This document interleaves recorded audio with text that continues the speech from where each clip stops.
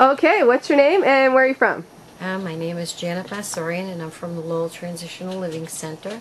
And what are you doing here today at the Merrimack Valley Food Bank? We're shopping for our food for the week here, Okay. and this is a very crucial place for us to come to because if it wasn't for the food bank, we wouldn't be able to provide the services that we do to our clients. Yeah. You know, because food is extremely expensive, and we just couldn't afford it. You couldn't afford it. Yeah. Now, how much does the food bank represent for you in your weekly food budget?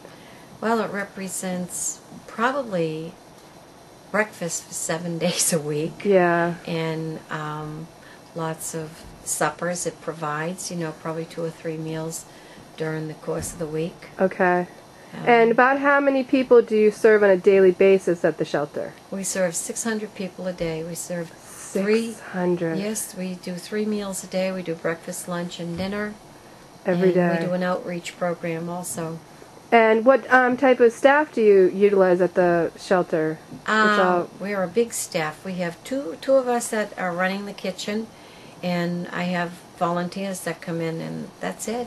Yeah, and it's primarily volunteerism and Right. people who are interested in just helping out in their own communities.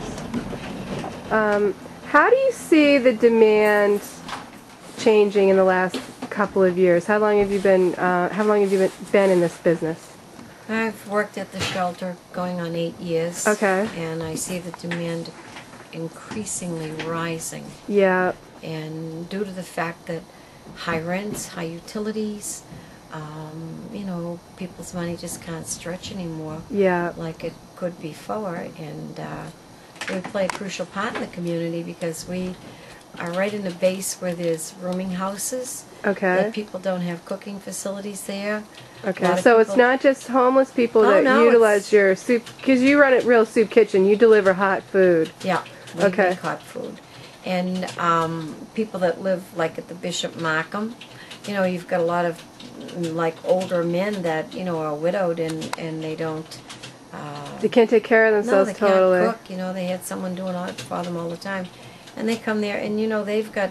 Their money is even, you know, really bad off. They're bad off because they don't have the... never made any big money. Yeah. So they're living really on a fixed income. If they, you know, if they have a Social Security check, and they don't get, I mean, they get a COLA with the Social Security, but that never really quite reaches. Oh no, it doesn't equate to the, you know, the real true life of living. Yeah. They still have to pay, you know, co-payments for medications and stuff like that, and Medicare. Nothing is free. Yeah. And costs keep on going up, especially home heating is probably, this time of year, how do you, your needs must be just through the roof. Oh, they're terrible. They're terrible. And we have people coming all the time, you know, that were former clients of ours, and we try to support them so that they don't end up coming back to the shelter again, you know, and we try to get them like a little care package just to get them through if they have food stamps or, you know, whatever we can do for them. Any donations that come in that, you know, we feel like they can use, this is what we do. Yeah.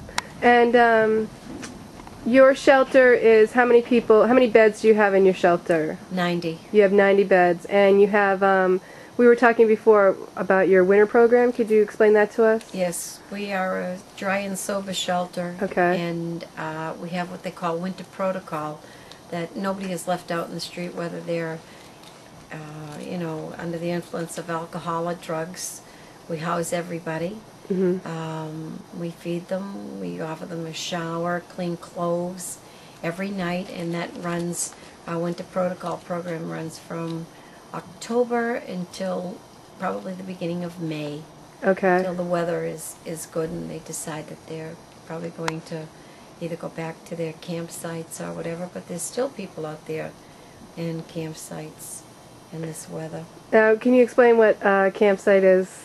Yep, a campsite is where people that want to live out along the river or in the woods somewhere, they have a tent, and their resources are unbelievable. I take my hat off to them, I applaud them. I don't know how they can, you know, stay out there in this element, and they get by okay. Some have even, you know, got like little propane heaters. And, Yeah. but we check on them. We have an outreach person that goes out to make sure that they're okay.